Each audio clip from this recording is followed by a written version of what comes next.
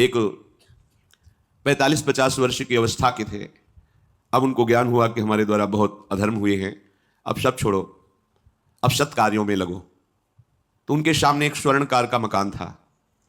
वो बहुत ही कपटपूर्ण व्यवहार करता था, भोले भाले लोगों को असली स्वर्ण लेकर के केवल स्वर्ण का लेप करके अलंकार बेचता। अगर कोई जानता तो कुछ राज कर्मचारियों को अपने लेदे के अधीन किए हुए था और उसको कुछ नहीं होता। तो जो राज कर्मचारी उसके रहस्य को जानते थे वो रात में ड्यूटी देते थे। उन लोगों ने सोचा कि इतना धन इसने इकट्ठा किया है, अगर हम इसको मार देते हैं और इसका स्वर्ण ले लेते हैं तो कोई रिपोर्ट करने वाला भी नहीं होगा, हम बहुत धनी हो जाएंगे। अधर्माचरण करने वाला कभी सुखी नहीं हो सकता। स्वर्णकार अधर्म आचरण कर रहा था तो उसके अधर्म आचरण में सम्मिलित होने वाले राज कर्मचारियों ने उसे मार दिया, उसका स्वर्ण ले लिया, धन ले लिया और उसे बॉक्स में बंद करके वो निकल ही रहे थे कि वो जो धर्म पे चलना ठाना था उन्होंने देख लिया, बाहर निकले, उनका ये क्या है।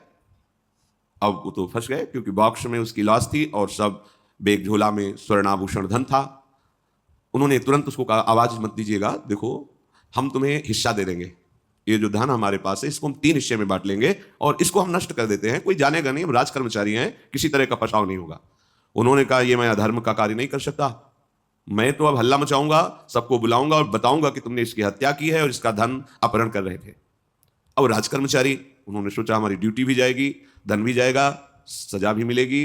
दोनों ने इशारे में ही बात कर ली और हल्ला मचा के दौड़ पड़े, पकड़ो इसे, पकड़ो, जाने ना पाए। उसे पकड़ लिया, लोग इकट्ठा हुए, क्या हुआ, देखो ये धन अपहरण करके जा रहा था, इसकी हत्या कर दी। तो हम लोग गश्त लगा रहे थे तो हमें शंका हुई, आए तो देखा ये पकड़ा गया, जो धर्म से चल रहा था उसको पकड़ लिया। अब तो प्रमाण, राज कर्मचारी खुद गवाही देने के लिए तैयार, उसे बंद किया गया, मुकदमा हुआ। वो बार बार जज के सामने यही कहता था, जिसकी कसम खवाओ हम कसम खा लेते हैं, हमने बिल्कुल ये कार्य नहीं किया, ये लोग ये कार्य कर रहे थे, हमने इनको रोका तो इन्होंने मुझे साझेदारी के लिए, पर मैंने वो स्वीकार नहीं किया तो फिर इन्होंने ऐसा किया। पर उसकी कौन बात माने, राज कर्मचारी गवाही। मुकदमा लंबा खिंचा, उसे जेल में रखा गया। हर बार आके वो यही प्रार्थना करता, कई वर्ष तक चलता रहता मुकदमा, जेल का उसे बड़ा कष्ट भोगना पड़ता। वो विचार करता कि मैं अगर हिस्सा ले लेता तो बच जाता, लेकिन धर्म से चल रहा था तो देखो मुझे कष्ट भोगना पड़ा। मुझे लगता है भगवान के दरबार में न्याय नहीं है, धर्म रक्षा नहीं करता, ऐसा लगता है। एक दिन आया और रो करके यही बात कही जज के सामने कि मुझे लगता है भगवान नहीं है, क्योंकि मैं बार बार सत्य को साक्षी करके कहता हूं कि मैंने ये कर्म नहीं किया और मुझे दंड दिया जा रहा है, मुझे क्लेश दिया जा रहा है धर्म से चलने के कारण। अगर मैं सम्मिलित हो जाता तो मुझे तीसरा हिस्सा मिलता और बिल्कुल बात शांत होती। ये क्या धर्म है, कहां भगवान है। जज ने इस पर गौर किया, कई वर्ष वो जेल भोगता रहा, मुकदमा चलता रहा। तब जज ने गौर किया कि बार बार ये कहता है इसकी जांच की जाए, तो हत्याकांड होते ही रहते हैं।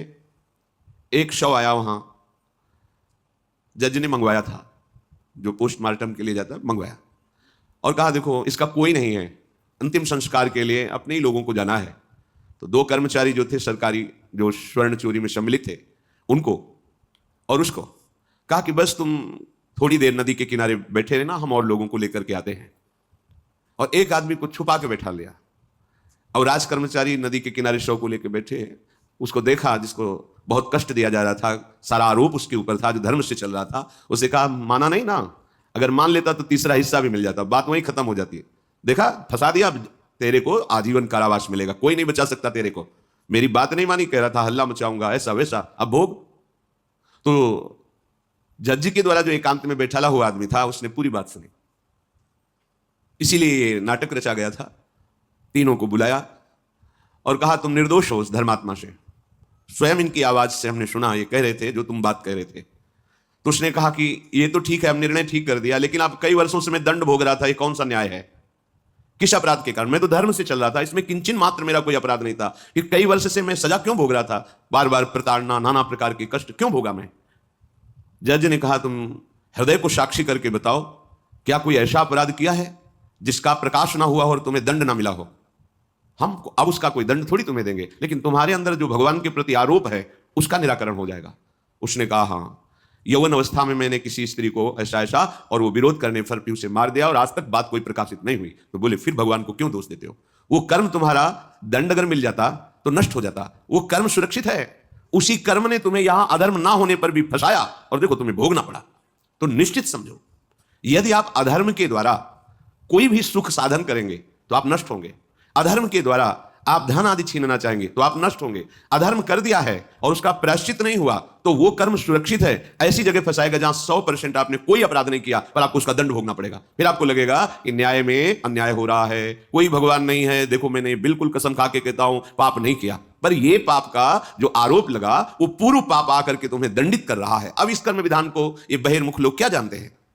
तभी कहते हैं अरे कहां भगवान, कैसे भगवान? आज तुम धर्म से चल रहे हो लेकिन कल तुमने जो कर्म किया तो तुम शरणागत होकर भजन के द्वारा उसको नष्ट नहीं किया ना, तो वो सुरक्षित है। अवश्य में भोक्तव्यम कृतम कर्म शुभाशुभम। इसलिए श्री भगवान आदेश कर रहे यज्ञार्थात कर्मणोन्यत्र लोकोयम कर्म बंधनहा तदर्थम कर्म कौन्ते मुक्त संगहा समाचर।